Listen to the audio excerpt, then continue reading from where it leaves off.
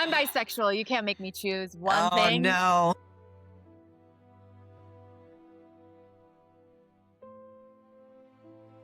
There's a word we use for children and then kind of forget about. Wonder. Like it's something you graduate out of. But I've met too many people who never did. Scientists, artists, pastors, nurses, potters, people who went deep into something and found that the deeper they went, the more there was to wonder at. Turns out, wonder never stopped. We just stopped paying attention. I'm Miles-Wallace. This is Over the Moon. Prepare to be slightly undone.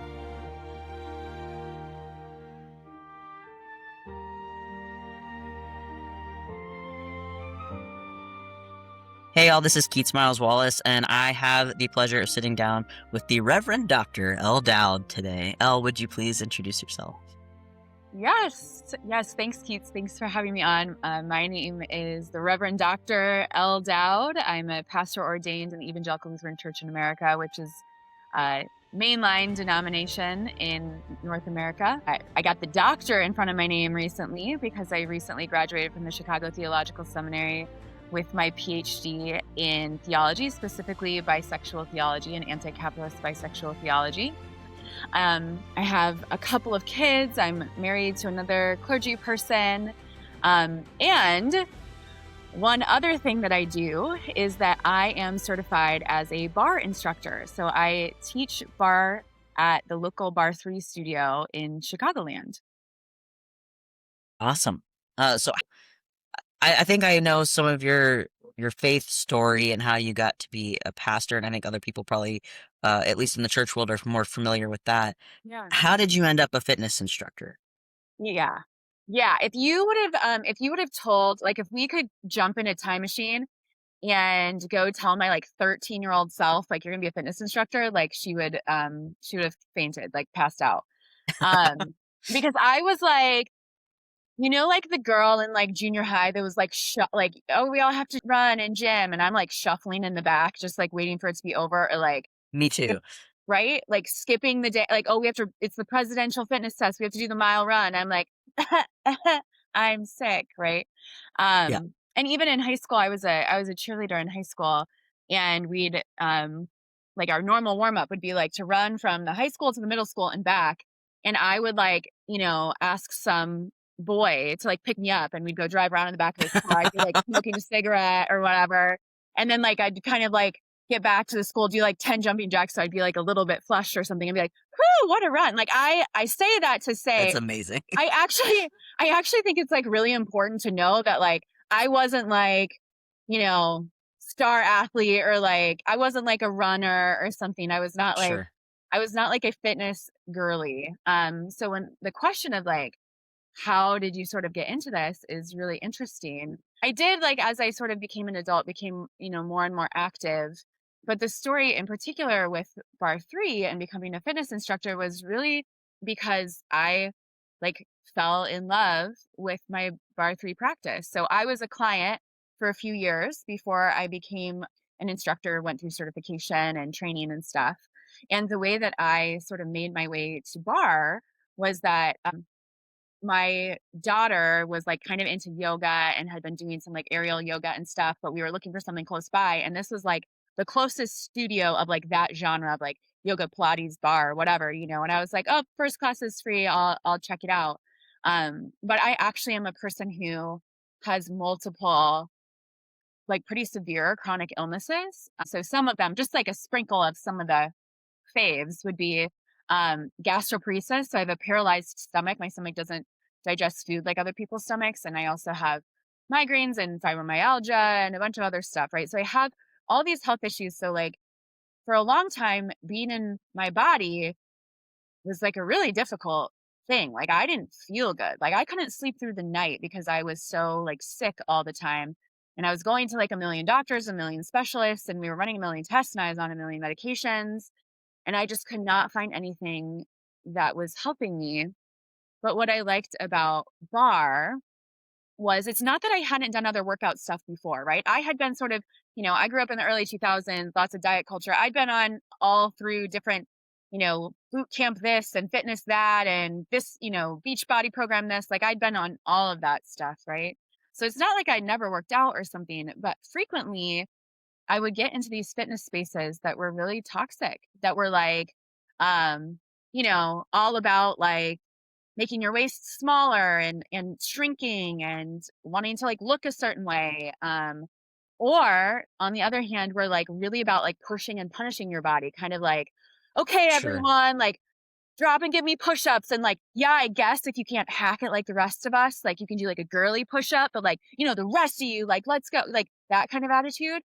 And what I loved about bar was we were given so much agency. Like when the instructors would introduce the class, they'd be like, hey, we're going to give you a ton of different options. You listen to your body, you're in charge. And so it was one of the first times that I felt like I was allowed to move my body because I wanted to and to find what felt good and to do things that would make me stronger, meet me where I'm at instead of like cause injury or cause illness or whatever. And so in that container, I was able to really fall in love with it. And I was like going all the time until like one day it's like, hey, do you want to go through bar instructor training? And I was like, I guess. I mean, I actually first said, I'm not very athletic. I don't know if I can do that because Sure. I had that like view of myself again as like this, like 13-year-old who's like skipping out on the mile run. But they were like, I mean, they even said like the fact that you take the modifications and you demonstrate agency as a client is exactly the reason that you'd be a great instructor. So yeah, that's kind of how I got into it. I love that the freedom of it and the non-toxic nature, right? Like this is the Crayola of fitness, Right. uh, is what drew you to it. Yeah. Um, The Crayola fitness. s- That's funny. well, I mean, yeah. So I mean, that sounds like it probably is not always super easy work. You are dual career, and so what's the thing that keeps you coming back to it all the time? You are a mom, you are a spouse, you have two careers, and what keeps you going back to teaching Mhm. bar? Yeah. I think also something that just really has been really important to me. Um, is like I also, like many queer people, like many women and femmes and gender minorities in general, like have experienced like a quite a bit of trauma. And a lot of that trauma was like, trauma is something that lives in your body, right? Like you have an Sure. experience. Maybe you have a traumatic experience and different people experience the same event different ways. But trauma is basically when that experience sort of gets like trapped in your body and isn't able to like flow through and process. And so for me, I had several, traumatic experiences in my life, as I know, like I'm unfortunately not alone in that, right? My house is not an easy house to grow up in. And um, there was like some abuse present. And then, of course, the secrecy that goes with that. And then I experienced, like, I'm a survivor of dating violence and intimate partner violence and, sexual assault. And so there's all this trauma in my body. Um, and I found this out when I actually went to physical therapy for some of the chronic illness, right? And the Mm-hmm. physical therapist, I had multiple physical therapists, and they're like, wow, baby girl, you are just bracing all the time. Like just from head to toe, just like, Full body shoulders, tension. yeah, shoulders up to the ears, like jaw clenched, like even my pelvic floor was just like up and in, belly braced. It was like my whole life I was just bracing for the next blow, which isn't good for us, right? And so, um, something else that I learned is that obviously, I would never say like mindful movement is what heals you from trauma. There's like a lot of elements, but a lot of data, and this is part of my PhD work too, there's a lot of data that shows that movement is really helpful as like a supportive measure in healing from trauma. Like definitely like get the trauma therapy, do the things you need to do. But because trauma is like lives in our body sort of somatically, we have to work it out through our bodies. And so for me, I had many experiences of not having safety in my body and not having trust, not being able to trust myself. So if you're in an abusive relationship, or an abusive environment, toxic environment, organization. I'm sure none of us have ever experienced that, but Ever. No. right, right. But if you're in an abusive situation, a thing that happens, as you know, is that like the abuser is telling one story about what's going on, and it's like one reality, which is totally different than your own reality, right? It's like the abuser is crafting a narrative that's all about shame and control, and the person who's experiencing abuse, like, I started to sort of doubt myself, doubt my own reality. You kind of start to think like, am I crazy? Am I actually bad? Did I actually deserve this? Right? And so you start to sort of like live into this reality that makes you constantly doubt yourself and question your grip on reality. And so the thing that kept me coming back to bar, and I don't think that bar is the only place that does this. I obviously am like a true believer in bar, so I think that bar 3 does this really well. But the thing that keeps me coming back, is it's like a daily practice in relearning how to trust myself, right? Oh, interesting. Because every day I show up, first of all, every day I get to decide if I show up to the studio or not. And I don't have to show up 100% because there's so many modifications. Like as an instructor, every single posture I give, I am required to give multiple modifications, right? And all of my messaging is supposed to be like, you do what feels good, meet yourself where you're at, find the place where you feel connection, right? Like that kind of messaging. And so, first of all, you decide whether or not to show up. And then you're also kind of deciding, how am I showing up? Am I showing up? Is this a turbo day? Like, I want to like work some stuff out. Like, I got some aggression. It's time to like really hit this hard. Or is this like, I'm showing up and I'm like, wow, it was really hard just to get here. I'm going to like, sort of metaphorically take child's pose in the corner the whole time. I'm going to Sure. take every mod. I'm going to take it easy. And a lot of times, one of the reasons I was able to keep coming back in so many other areas of my life, like as a queer person in the church, as you know this, it's like we have to be excellent. We have to be perfect to even get like a chance. And this is true of BIPOC people, of a lot of oppressed people, but it's like we have to be not just good at our jobs, but we have to be so excellent, so perfect, that we're always sort of like put in this place to overperform to even have a chance at getting like the bare minimum of acceptance of scraps, right? And Right. so in so much of my life, it's like be the best of the best, be the 4.0 student, like be the, sort of like superstar, be the rock star, be out in front. And with bar, I have permission to decide how I show up. Am I showing up? Is it a turbo day? I'm going to see how deep I can get. I'm going to grab some heavier weights. Or is it a day where it's like, wow, the big win here is that I showed up today and that's enough. It's enough that I'm here. I'm going to take the plank at the bar. I'm not going to use any weights today. I'm going to do the whole thing body weight. I'm going to focus on just taking a lot of breath. My goal for the day is to connect my breath to my movement. I'm going to take it nice and easy. I get to make that choice. And as I get to make these choices, I have to pause and listen to myself. And as I listen to myself and I make a choice, I start to notice that I can trust myself. I can Yeah. trust the way I evaluate reality. I can trust the decision I make in reaction to that.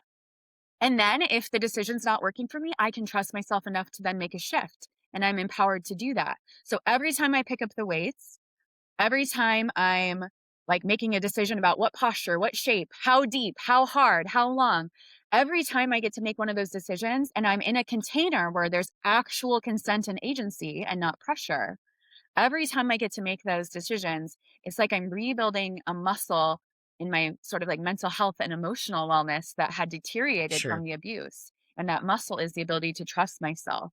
And so at this point, I go because it's so crucial for my mental health. And then the cool thing is, it's also a community. So it's a group Mm, of people who are there showing up for themselves, trusting themselves, doing what's best for themselves, but we're somehow doing it together.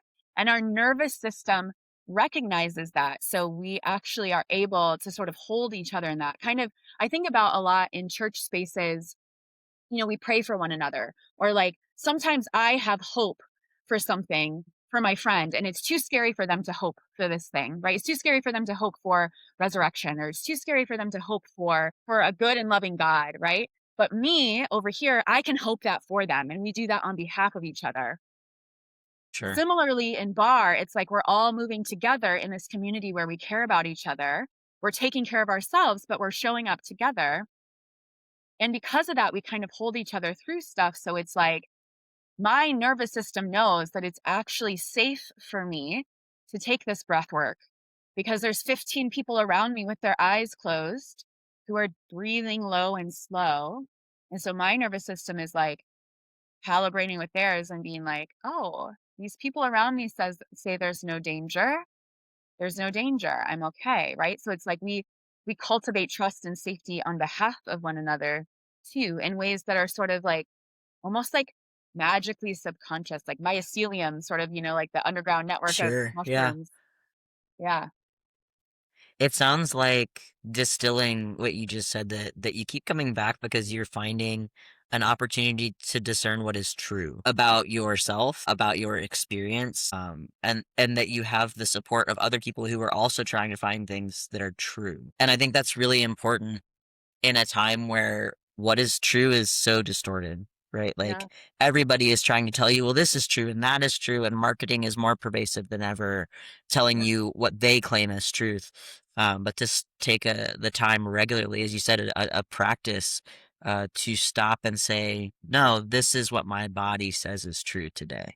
Right. Um, Right. that's really a beautiful thing. Yeah. Yeah. And I love that I'm training not only sort of my muscles to decide what's true, but also my like nervous system. And in that way, it feels like very spiritual, right? There's been times that I don't know, it'll be like a cardio burst or something. And again, I'm like Sure. historically not a cardio girly, but it'll be like a cardio burst or something. And I will start to like have tears running down my face because it's like something is connecting here where like I'm releasing something that I didn't even know needed to be released. And I'm able to do that because I'm able to push myself physically enough so I can get to that space. And I'm able to push enough because I trust myself. I'm in a safe space and I'm surrounded by community that's holding me in that. And so I can, um, like you're saying with the element of truth, one of the tricky things about like trying to figure out what's true is that there's so many voices that are sort of like competing, right? It's like you scroll Yes. on Pinterest or something and it's like 90% ads and AI and you're like, I was looking for a Right. DIY. I don't even know how to do this, right? Like or of Well, course, and can you trust that the DIY is actually a real one and wasn't just AI written? right. Are these even real recipes anymore, right? If you're like trying to do a recipe, but it's like there's something about that sort of like analog in person. Like I am experiencing this body, mind, spirit. Like my breath is connected to my body. I'm moving together. My breath is connected to the breath of the people around me. And so it feels just so grounded. I think there's like a certain level in order to have clarity about what's true, right? Because when you said, like, you have the opportunity to sort of feel like what in your body what's true. I was thinking about that because it's like, for a long time, my body was telling me things that weren't exactly not true, but they maybe weren't true anymore, right? Sure. It So was an my old truth or an exaggerated truth. yes, yes, my body was saying, "You have to brace, you have to protect yourself, like, you're not safe," right? And that was maybe true at one time, and of course, there's so many things that make us unsafe now still. I don't wanna downplay that, and my life is not like rainbows and butterflies or something. But I'm also not a child who can't leave anymore, right? So my Sure. body, There's uh, an agency. yes, yes, my body was sort of stuck in this place where it was like I'm still this child who doesn't have agency, who's bracing for the next sort of abusive thing that's going to happen, and that wasn't true anymore. And so it's like, it's not only about being able to listen to my body, but my body being able to listen to what's around me. Like my body has to be able to be safe enough to get a good read because if my body is still wrapped up in a thing that happened in the past or a fear of something that's going to happen again in the future, I can't actually slow down enough to get the clarity to be able to listen to what's going on. But in that supportive container, not only can I listen to my body, but my body can listen to the reality. And then I have that like sort of dual feedback, right? So that my body can Yeah. say, actually, you're not 7 years old anymore and you're an adult and you get to make choices and you can leave places that aren't good for you and you have support and you're resilient, right? And that was something else about like that I love about the environment was it was really teaching us how to talk to ourselves. So this is one example, right? There's this all fours posture where we're doing like a knee drive and it's like a core thing and a glutes thing. And it's like it's hard. It's not my favorite thing sometimes, right? Like it's a good challenge, but it can be hard. And it's you sort of like do one side and then there's like a little break, you stretch and then you do the other side. And so as an instructor, what I often say when we finish that one side, when we take a little break and stretch, I'm like, okay, tune into how you're talking to yourself right now, right? Like, are you talking Yeah. to yourself like, oh my gosh, the other side, I can't do this. Like, I can't do this, right? Or are you talking to yourself like, whew, that was hard. We made it. We're okay. All right, we're going to take this time to breathe and we'll be ready to go, right? Like it sort of trained me to hear. I didn't even realize the way that I was talking to myself and continuing to tell my body, you're in danger, you're in danger, and you're in danger. And so Wow. now I'm able to tell myself, like, if I have a gastroparesis flare, my partner, my spouse, Adam, now will even be like, do you need to talk to your body a little bit? Because he's seen how it works. But if I'm in a gastroparesis flare, I'll put like one hand on my heart and one hand on my belly, close my eyes and breathe, and I'll say to my body, which this is okay. Listen, sounds like the hokiest thing, okay, but it really changed my life. Okay. I'll sit here and I'll kind of like basically give myself a hug and breathe a little bit, and I'll be like, "We're okay," you know, Yeah. like, "Thank you for protecting us. Thank you for taking care of us, but we're okay now. You can let go. You have permission to let go. I've got you." Right? And being able to we're all talking to ourselves all the time, like in our brains are Sure. always going, and we're not always even conscious of the fact that we're doing that. That's why it's like subconscious thoughts, right?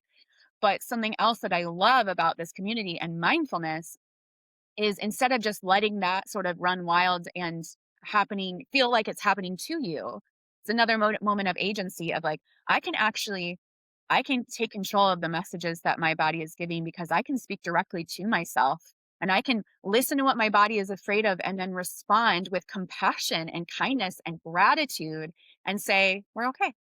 We're okay. Um, I love the definition of mindfulness, which I learned this from Bar 3, but I think it's not original from Bar 3. I think it's quoting someone else that of course now I don't remember who it is. But they said mindfulness is paying attention on purpose. Mm, And I really love that because there's a lot of times I'm paying attention. How many things are trying to get my attention, right? Like all the different voices, all the sure. noises, all the electronics, all the everything. Even like my own anxieties, my own worries, my own fears, my own insecurities. There's a lot of things trying to get my attention. But what am I choosing to pay attention to on purpose? And is it my breath? Is it this sort of intentional talking to myself?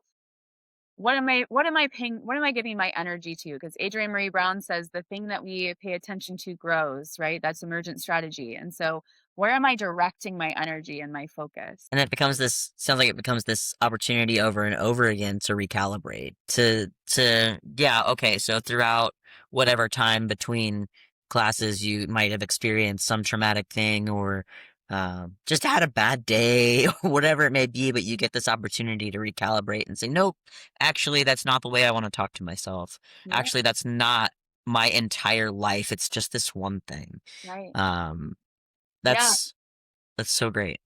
I, there's so many moments where there's these cues. So a cue as an instructor is like a direction that you're giving, kind of instruction that you're giving. And there's so many times that there's these cues that either I'm giving or I continue to take class as a client because I love it. I took 2 classes today. So I continue to take class as a client and I'll hear these cues and I'm like, is that not just a metaphor for my life right now? Right? Like, Sure. wow, like we're talking about staying in a difficult high sensation posture, right? Like we're basically doing a wall sit or something, right?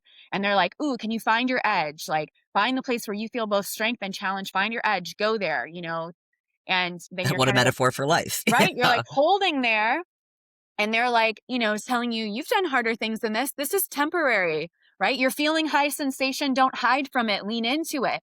This is temporary. You're stronger than this. And you're like, damn. And so today for me, I had like a personal thing, like you were saying, I had a personal thing come up yesterday. And I kind of was like so emotional. And I think in the past, before I had found like the right sort of movement community for me, I would have been like, I am not in a place to work out. Yeah, right. I'm barely surviving. Right. Sure. But instead now I was like, oh, thank God I can go to the studio. But I was running late because I was on the Hot Mess Express and I was all activated and all worked up about this thing going on in my personal life. It's like basically like a broken relationship kind of thing. So I was really worked up about it. And I was running late to the studio. So I like call the studio and the owner picks up, who's my dear friend. And I'm like, I'm coming, but I'm going to be coming in hot. So like, sorry, I can always slip in. You don't need to wait for me. Like I'm going to get there like right before class starts. And she's like, I'll set you up in your spot by the door. No big deal. And I walk in and she's like, huh, you made it. I'm so glad you're here. Right. And it was like, okay, no matter what is going on, there are people there's a space that cares about me, that will sort of, that knows me enough to be like, I know, which sort of props you want and what space you would want to be in. And like, let me offer to get you set up. Wow, it's a miracle you showed up. We're so proud of you. Like that was the whole vibe. And then one of the cues today was um, like the moments of discomfort are the moments where we grow. So when you feel that discomfort, don't run from it, because that's when you're growing. And of course, it's sort of literally talking about, in order to build up muscle, in order to build up strength, you have to get to a place where you are stimulating the muscle. So you have to challenge, right? You Sure. have to be uncomfortable, because that's what sends your body the message, like, build some muscle here. But in life also, unfortunately, or fortunately, maybe I should adjust my attitude on that, but unfortunately, it's like the moments of the most tension and discomfort are the moments where we grow. And I don't mean that in a way that sort of like suffering is redemptive or something. That's not what I mean. What I mean is that these moments of tension or discomfort can be really clarifying, um for about who we are and what we're capable of, and then can start to build that sort of trust, right? I'm able to do this, or my community's got me, or I'm able to do this because my community's got me, right? Or at the very least, I can make good decisions. Yes, I can meet myself where I'm at.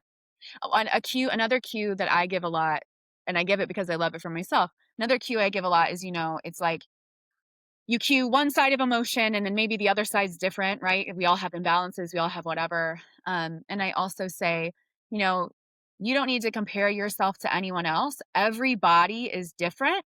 Like the person next to you does different things throughout their day. They have different histories. They have different aches and pains. They have different genetics. Everybody is different. So you don't need to compare yourself to the body next to you. But also, your body is different day to day. And this is the very first time that you've ever been in this body.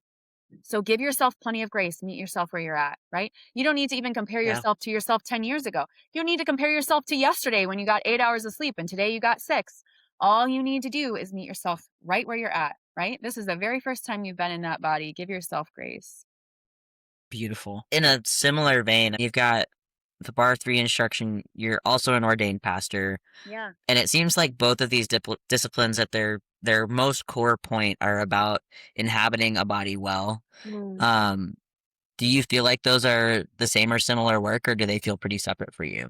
Oh my gosh, they feel so similar. And um, I loved how you said that they're both about inhabiting a body well, because as you know, so often the church has sort of like hyper spiritualized things in a way that's really denigrated or separated ourselves from our bodies. So this is a result of a lot of different things, but one of them is sort of like white Western Enlightenment thought that sort of Right, separated body and spirit, and spirit or mind is like high and lofty and pure, and um body then is sort of like dirty and wrong and holding us back. And the church really bought into a lot of those narratives, and also, sort of like Platonic narratives, meaning like from Plato, not like Platonic, like friendish, although that's a reference to Plato also. But these Platonic narratives of like sort of, separating the body and the spirit. And so even though like I look at the ministry of like Jesus Christ, who is all about feeding people and healing people and taking care of their bodies, and who as Christians believe, God came to earth in a body. So like I see a whole, movement that's all about bodies and inhabiting right. bodies well, and helping build the sort of world where everybody's body is able to inhabit their bodies well, because everybody has what they need to thrive, because when we share and we love and we take care of each other and we're all free, then there's more than enough, right? That's what I see the church like at its best. But often the church is more like, have the right beliefs, think the right things, um, and then when you're correct enough sort of in your mind and you believe the right stuff, then maybe you'll be good enough, right? Like so often it's not about inhabiting bodies, but it should be. But yeah, I do actually think I used to say, and I'm a pastor, I do a lot of community organizing, and I'm also a mother. And I used to say all those three things for me use the same muscle. interesting. This was before I was a bar 3 instructor. I'm talking about muscles here, but I would say all those 3 things for me use the same muscle. Like, I parent, the way I'm a pastor, the way I organize, like, all of that is just, like, actually me bringing myself, my stories, the power of and prayers of my ancestors. Like, I'm just bringing me to this thing, and I'm, like, doing my thing, and I do it the same way in all of these different roles, and I feel that way also about bar 3, that it feels like not a way to sort of like, um, proselytize or something, or not a way Sure. to I'm not trying to like do church at people, but in the same way of being like, how can we,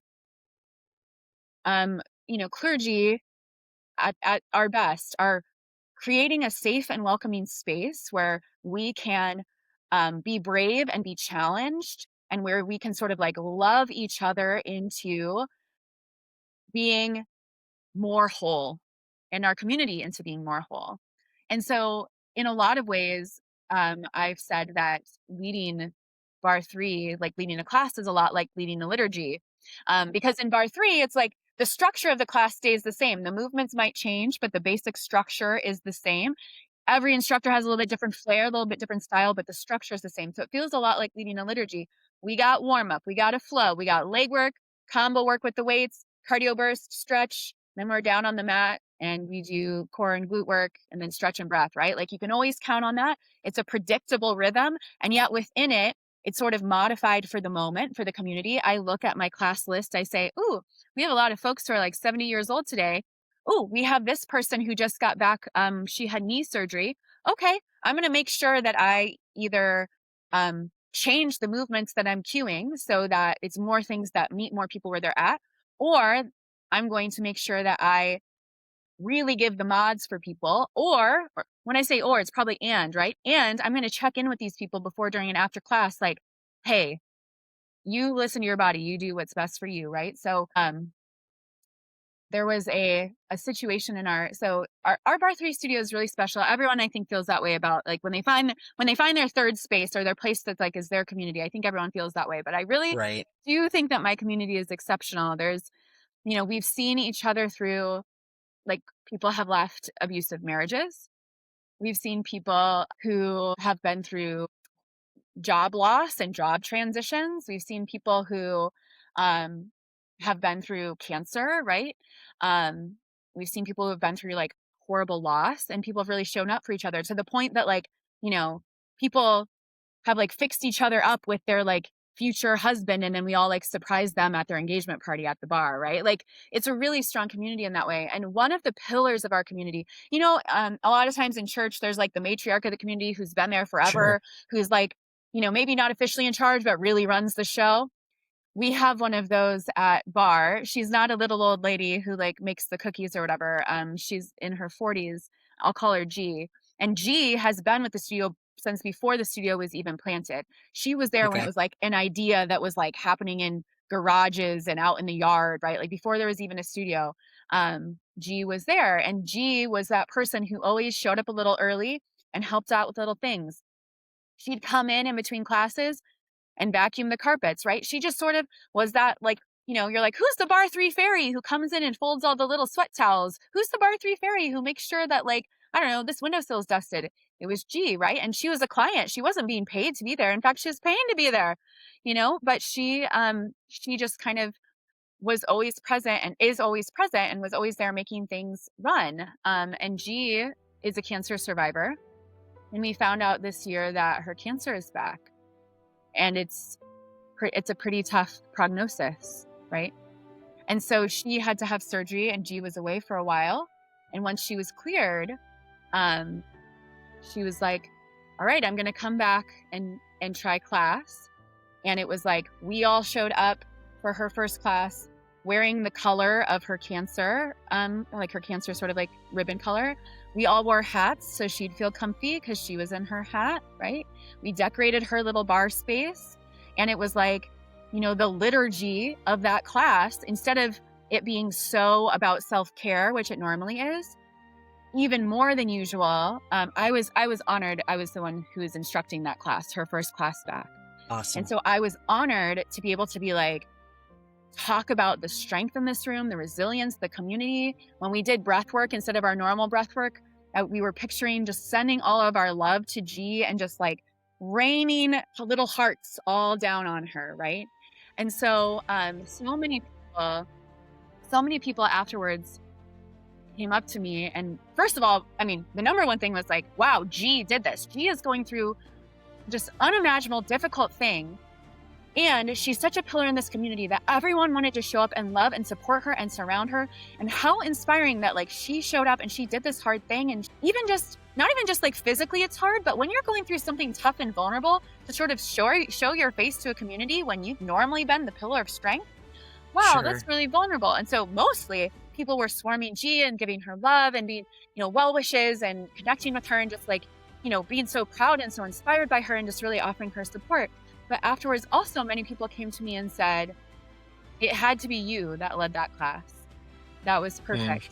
And I actually don't necessarily think that's true. I think actually each of our instructors has their own superpower, and each of them really knows the community so well and could do an awesome job. But what I will say is it was really meaningful to me that people saw that, because what I think that they were saying, but maybe didn't have words for, or maybe didn't even know, is that like, you were a pastor in that moment, right? You were a bar three sure. instructor, but you were also a pastor. And somehow those things were the same thing at the same time.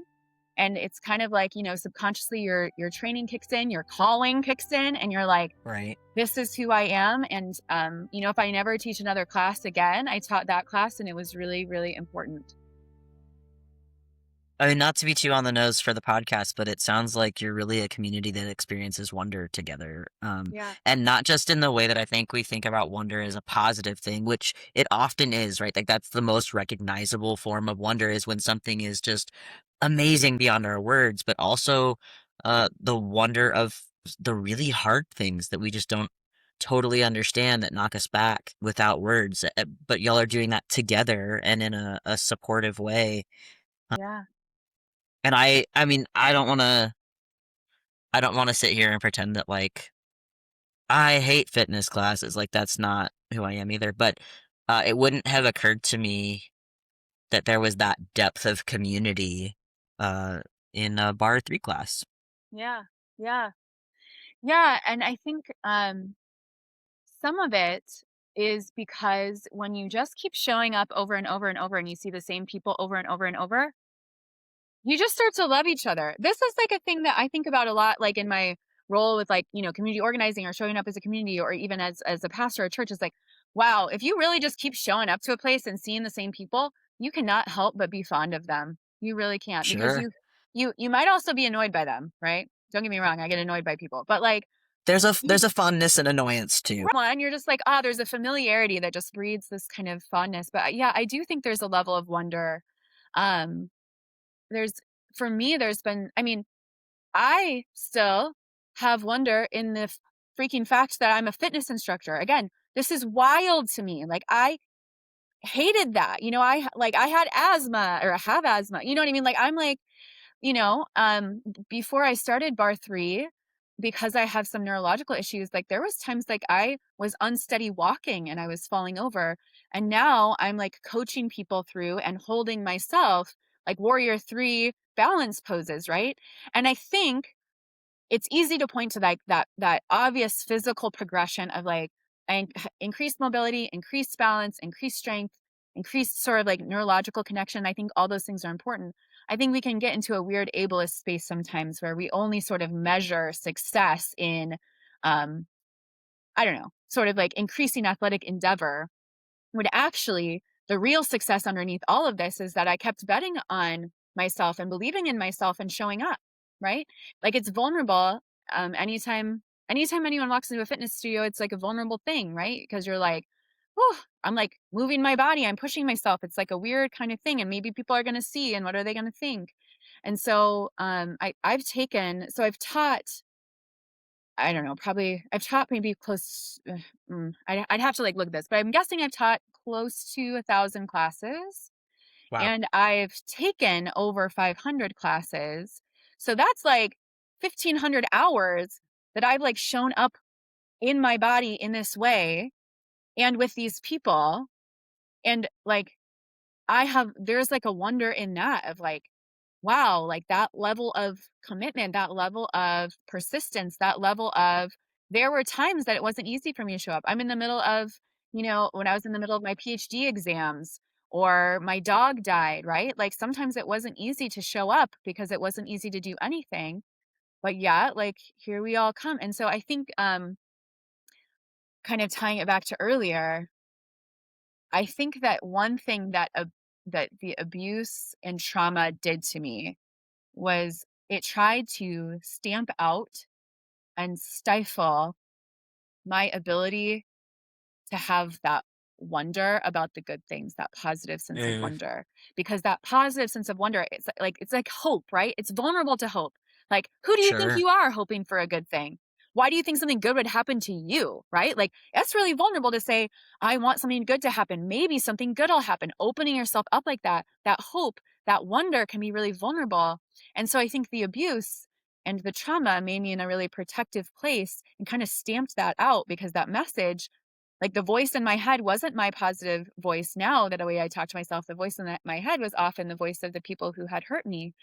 And so um it was like for me, this sort of like mindful movement is a way of reclaiming that wonder of being like, I wonder, I wonder if I can actually balance. I wonder if I can take this plank on the floor. I've been taking it at the bar and it's been okay.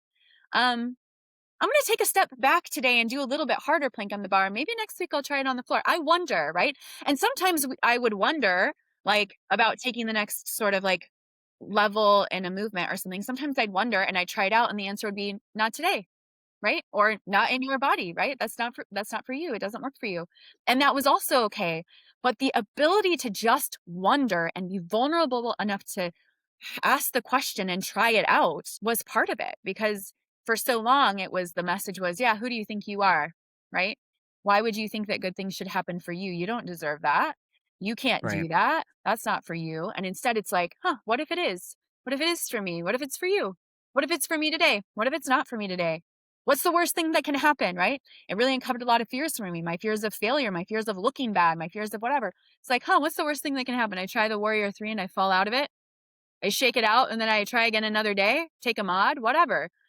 It's not the end of the world, but being in a situation where the stakes were always so high because of abuse and having to feel so perfect, being like, actually, I don't have to be perfect. I can try things and quote unquote fail. And it's not an actual failure because the win is I tried, I wondered, I had hope, I played around, I inhabited my body. I was able to experiment and get curious and try new things. And sometimes I surprised myself with what I was able to do. And other times I was able to say, nope, I actually need to take this other choice. And even then, I was succeeding because I was in charge of myself. I think related to this, is there something that the body knows about God or about Mm, faith that the mind is slow to catch up to? mm. Yeah, that's a great question. Roberto Che Espinoza talks a lot about movement as being part of health and not movement in the way of like working out or exercise, but movement in the fact of we are always in motion, we are always becoming. And so, like, if we look at the cellular level on our bodies, like everything has to be able to vibrate and move, right? Like when things are locked down in our bodies, it's not a great thing, right? Like when things are we'll talk about gastroparesis, my stomach, my paralyzed stomach. So normally, like a healthy stomach working correctly, right? You like chew your food, you swallow, it goes down your esophagus, it goes into your stomach. There's like acid breaking things down, and then there's like muscles that are like moving to sort of help digest the food and move it down through your body. Everything should keep moving. In my case, gastroparesis, which is a lot better now, but when I'm in a flare, it's like things stop because my body, it's a nervous system response. It's a very like nervous system related disease, even though it's a GI disease. Like if I'm under stress or something and I go into fight or flight, my stomach will be like, oh, we can't go into rest and digest, right? Like a sort of nervous system state where we are having like some movement of like the food through our bodies. We have to go into lockdown, right? Like when we're under stress, our body goes into like lockdown. And so for me, under stress, my body says, whoop, we have to conserve our energy, we have to brace, we have to hold on, we're not safe, we can't digest this food, my stomach stops moving. And so I think that the body is aware of how movement equals life. Mm, And sometimes our minds are afraid of that, especially when it comes to church or it comes to God or it comes to faith. A lot of times, I think in our church culture, we become really risk averse, right? We miss that sure. chance of wonder of like, what if we try this new thing and let's see how it goes. Let's just play with it. Let's try it out. That sense of experimentation or curiosity. And instead we're frozen, right? We're like my paralyzed stomach and we're like, ooh, the church is in decline. It's not safe to do anything. Let's lock down. Let's not move, right? We get really risk averse. And what we don't realize is that actually being locked down is not good for us either. And that staying frozen and staying not moving and not becoming is actually making a choice. It feels like if we're not changing, we're not making a choice, we're not taking a risk. But actually, staying stagnant, staying still, and staying locked down is quite a risk, because we can miss out on the ways that the spirit is moving because God is in motion, God is becoming, community is becoming. We are the body of Christ in the world. Those of us who consider ourselves Christians say that we're the church's body of Christ in the world. Bodies include movement and cells that turn over and pieces and parts that are in motion. And if we're all locked down, we're not in a place of health and flourishing, and we're not able to function in the way that we need to function. So that's what I would say. I would say that the body understands that movement is life, and you can't have life without movement. And what I don't mean by that is like, yoga or bar three or Pilates or something. What I mean is like on the cellular level, on the organ systems level, and then sort of, applying that to people or to faith. We all have to be in motion. We can't stay stuck.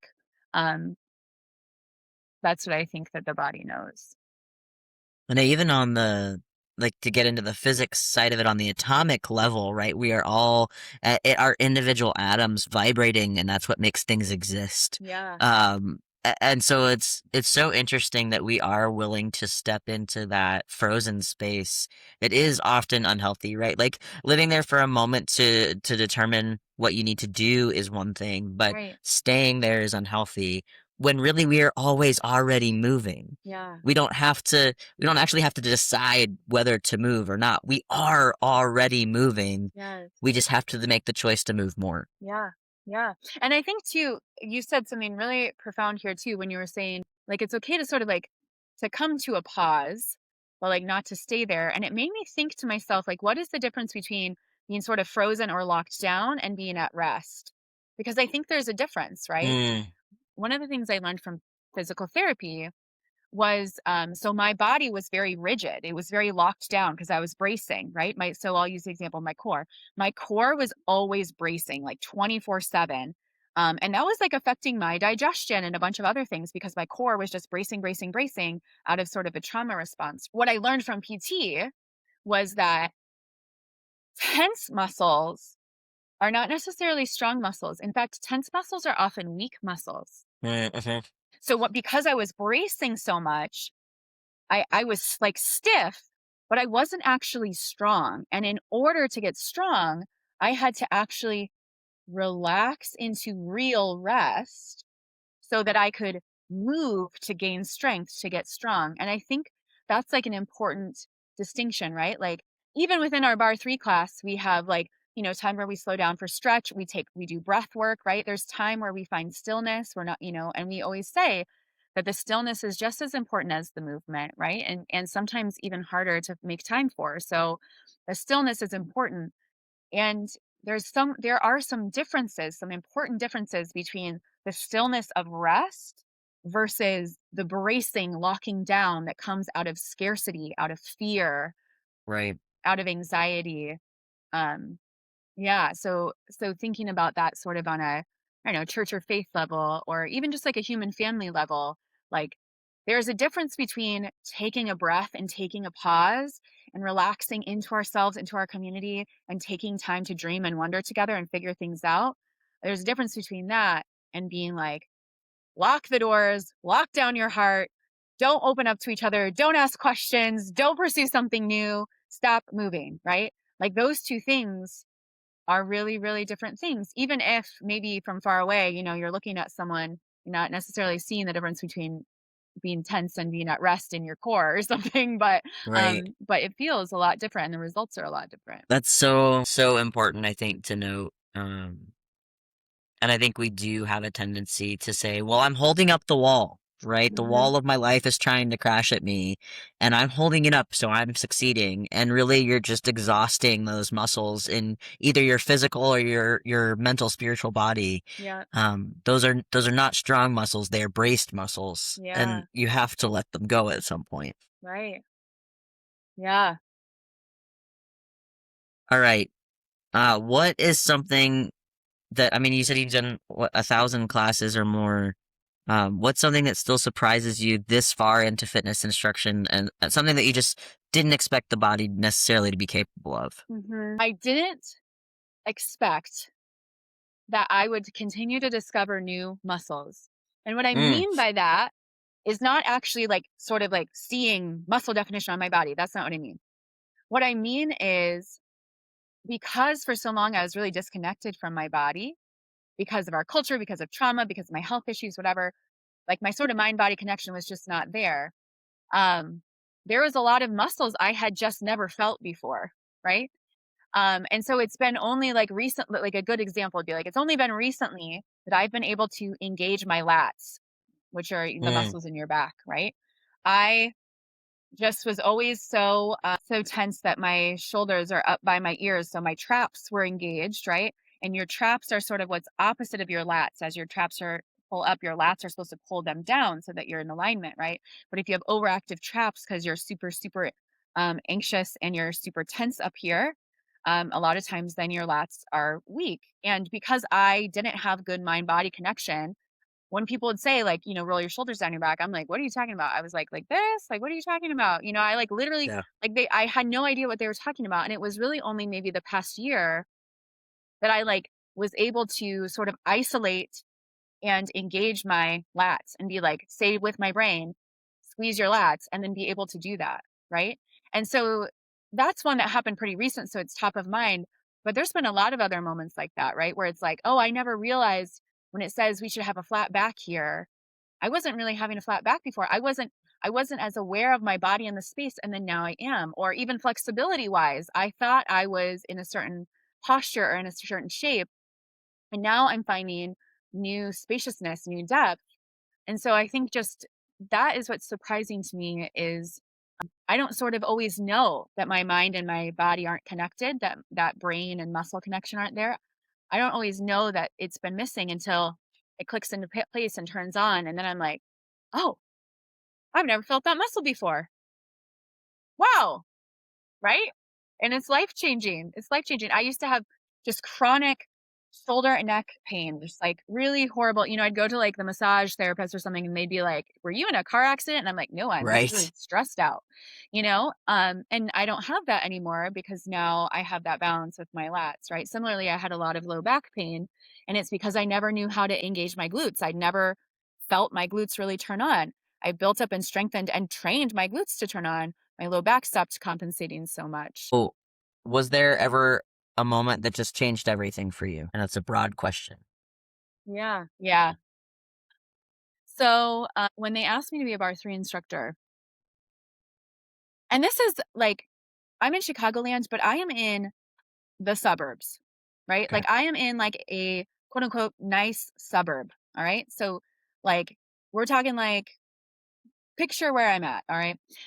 When I was asked to become a bar instructor, I kind of sat down with the owner and I was like, Kelly, are you sure you wanna do that? Because, like, I'm kinda sassy on the internet. Like, I wrote a Yeah. book about abolishing the police. Right. Like, I might be a little bit of a liability to your brand. Like, I'm your friend. I love you. I don't wanna, like, sort of get you in trouble. And Kelly, who I think her personal politics are not even necessarily particularly progressive, um, Kelly was just like, "Why is that any of my business?" Like, Awesome. why would I sort of like hold that against you? And I was so used to that from the church. I was so used to the church saying, you speaking out about injustice is a liability. Your queerness is a liability. you caring about, the poor, you caring about anti-racism, it's a liability, right? Right. Um, you have to be quieter, make yourself smaller, the church will never accept you, you'll never be good enough.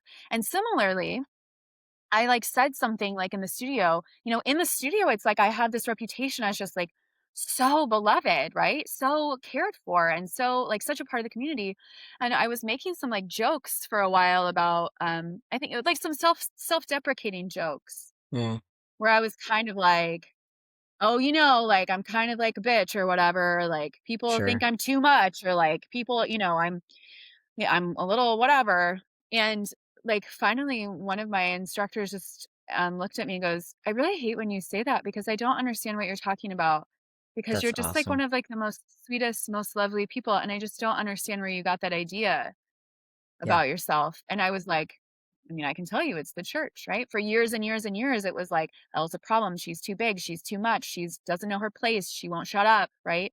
Yeah. Um, and so I think that changed a lot for me because what it helped me realize when the church is afraid of me, what they're afraid I'm gonna scare off is actually this demographic, right? These, like, white suburban moms, right? There's Yeah. actually a good amount of diversity in our bar studio, but, like, there is a lot of white suburban moms. You know what I mean? Like, Right. Midwest white suburban moms, and the message is always, "Elle, you're too much for those Midwest white suburban moms. Like, they're not gonna like you, they're not gonna get you, they're not gonna whatever." Um, and instead, here I have these Midwest white suburban moms who are just like, "We have your back. We love you. We're on your team. We think you're Right. amazing." Right? Um, The church and doesn't know so about wine moms. yeah, right? Right? Totally. And it just made me it kind of helped for years and years and years. The church had given me these messages. First before 2009, it's like you can't be ordained because you're queer. So I was getting these messages that I'm bad. And then finally we can be ordained and I'm sort of like just happy for the scraps like thank you sir, may I have some more, Right. and just for years and years and years I was just internalizing these messages of like you're not good enough to be here. Like, you have to try really hard to even have a place, whatever. You have to make yourself smaller. You have to be accommodating. You have to be whatever. Um, and so I had really internalized the message that it was me that was the problem. That like I was not accepted by the church because I was not acceptable. And what I learned, the thing that changed it all for me was coming to my studio and really sharing my true self with everyone. I post the same sassy stuff on the internet I always have, right? Right. These people all follow me on Instagram too. They're not judging me for like dressing too sexy on the internet. They're like, fire emoji, you look great, right? Right. Like, I started to realize this is not a perfect community, right? But it does feel like beloved community a lot of the times. Mm-hmm. And I started to realize that like the reason I wasn't accepted by the church often wasn't because I'm unacceptable. It's because the church had stuff that they weren't dealing with, that we aren't dealing with as a Right. church. And so that was healing for me to see like there are other communities, maybe even ones you wouldn't expect, maybe even some you'd underestimate that will see you for who you are and love you with open arms because baby, you're not the problem. I'm not the problem, right? Sometimes I'm the problem. But as far as this kind of stuff, it's like, I'm not accepted by the church because I'm unacceptable. That's actually about the church's stuff. It's not a sort of a universal feeling about El Dowd. There are places and people Right. who love me for who I am, and that changed everything for me. I said I was going to answer that quick, and I did not. Like I said, I'm happy to have the real answer. Brevity is not important. Okay, this is never going to happen. This is Okay. a complete hypothetical. Yeah. If the men in black were to arrive and say, Eldowd, you have seen something you shouldn't have. We have to erase your memory. What's Yeah. one thing that you would want to keep if they let you? About Bar in particular or anything. Anything. It would be Adam. I Amazing. Yeah. I would find Adam's my partner, my spouse, Pastor Adam. Um, I find him in every universe on every timeline. We would always find each other. And anytime somebody asks, like, oh, if there's something you could do over in your life, if you could go back to your 17-year-old self, what would you do different? And my answer is always, I'd find Adam sooner, so I'd have more time with him. That's awesome. What a Yeah. gift Yeah. I'm to so have lucky. that. Amazing. All right. Last Yeah. question. Answer as long as you want. Uh, Okay. what are you still wondering about? Hmm. I'm wondering a lot lately, and I know Keatsy and I have talked about this, like, sort of outside of this convo, but I'm wondering a lot lately, kind of related to this question about the church. I'm wondering, is there a place in the church where I can be my full self and live out my call? Or Sure. do I need to go outside of the church to live out my call? And there's a lot of questions that go with that, like a lot of material realities around like health insurance or, whatever, Getting paid. Yeah. getting paid, right? Um, but I really, my sense of call, or sometimes in the church we say vocation, right? My sense of like my purpose in life, my meaning in life. I'm actually pretty clear about that, and I'm lucky in that way. Not everyone feels that way. I feel pretty clear about who I am and what I'm supposed to do in my time on earth. And I had always been told and hoped that I could do that in the church, that because that was what the church was about. It was about empowering people to be their true selves, to make the world a better place, to live out their purpose. And so I'd always been told that was the place for me. And I'm wondering if that's not true. I'm wondering if that was an aspiration of the church, but if that's not actually true. And that um, I'm wondering if sometimes some of us have to choose between fitting into institutions or living out our true meaning of life, our true purpose, being our true selves. And I'm just really unwilling. I actually don't want to make the choice. I think that's something that people don't always understand about me, is that I actually desperately want to work within the institution of the church. Like, I opted in, baby. Like, I'm here. I'm knocking on the door. Like, can you come out to play? Like, but if I have to choose, like, I'm going to choose my call. I'm going to choose God. I'm going to choose my true self. And maybe that means that I will be living out my true self, right? Like how I said, like my pastor muscle, mom muscle, activist muscle, bar three instructor muscle. It's all the same muscle. I'm all the same girl. Like I show up in the same way in the same places. Maybe that means I still show up as myself when I'm showing up at bar three. And I have some other job that pays the bills and I'm a bar three instructor for some like extra cash, but mostly to live out my calling. Maybe that's what that means. And I wonder about that. Um, and I'm not sure. And I would love to be surprised in either direction. I think that's important for anybody who's listening who feels the same. How I feel the same. Um, Mhm. whatever institution you've had to buy into to feel like you are fulfilling whatever you are called to in life, if it starts feeling like a bad fit, that's okay.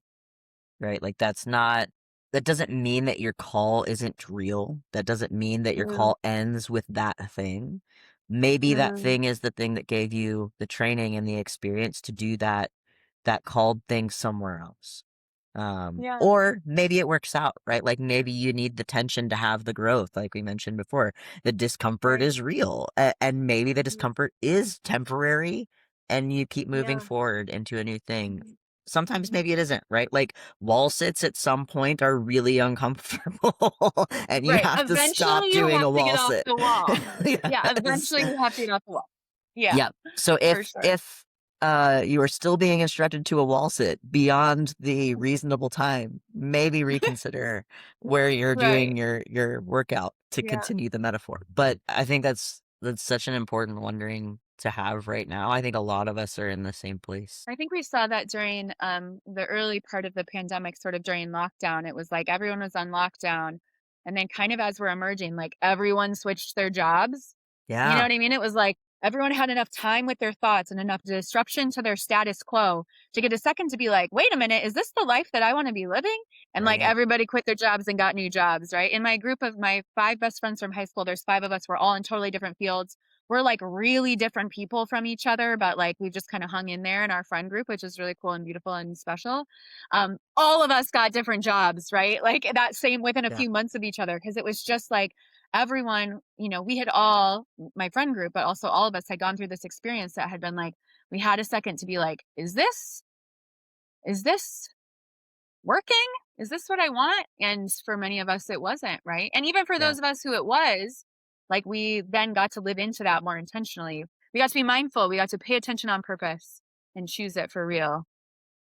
Absolutely. And I think step into wonder as the space between like the place where you are and the question of what might be, right? Like the willingness to Mhm. say, I'm gonna enter a space of uncertainty, Yeah. as a place of wonder. I think the situations around COVID drove us to that much more easily. But I wonder if maybe we're entering that space again now, what is it, 6 years later, Yeah. where we're like, hey, actually, maybe that next thing I jumped to wasn't it either. And Mhm. maybe it's Mhm. hopscotch all the way down and we just keep jumping from thing to thing. I don't know. I keep Yeah. going, sitting here Yeah. going like, Keats, are you ever going to get a reliable job? And the answer is probably not. I've been Um, a full-time student for 10 years. Like, I graduated with my MDiv in 2020. When did you get your MDiv? 2018. Okay, so you were a little bit ahead of me. But yeah, it's like, I graduated my MDiv in 2020. I like went into my MDiv in 2016, graduated from my MDiv in 2020, spent a year, which was like 2020, taking the GRE, applying, whatever, and then started my PhD. It's like for 10 years, I've just been a Right, full-time student. I've had little jobs here and there, right? I've had the equivalent of full-time work, like patching work together. But as far as right. like a real salaried position, like eventually I'm like, I would love that, but we'll see. We'll see what's in the cards. There's some things I'm not willing to sacrifice. And I think that's important too is doing that calibration, like you do Mhm. at bar, to be able to say, what Yeah. am I willing to sacrifice? Um, Clearly it's not Adam, right? Like that's that is Right. your answer to the one thing that never goes. Um, Yeah. Mhm. but I Mhm. think And I that's think the other really answer would important. be myself, right? Like I guess that's like a theme that's coming up here with this kind of question about wonder is like the other thing that I'm like not willing to let go of or betray or disappoint is myself. Like I'm going to choose myself and I believe, and I don't mean that in a sort of like capitalistic individualistic like choose myself my way or the highway kind of thing.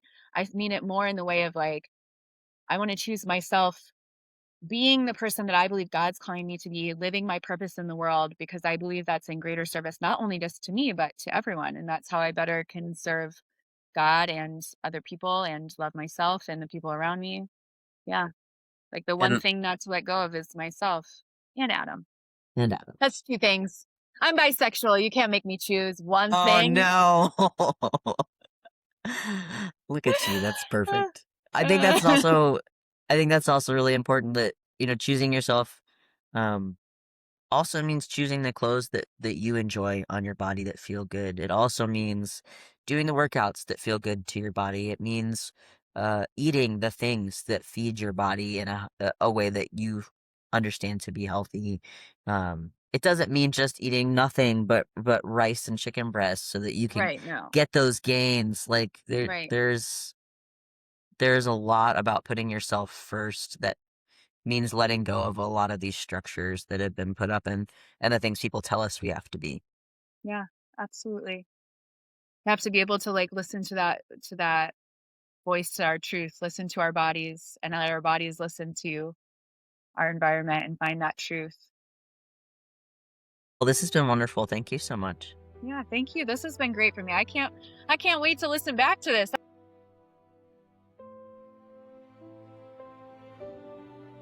All you need to do is meet yourself right where you're at, right? This is the very first time you've been in that body. Give yourself grace. That's what this show is, a conversation with people who kept looking and found something worth sharing. I'm Keats Miles-Wallace. If something in this episode cracked you open a little, pass it on and come back next time. Wonder never stopped.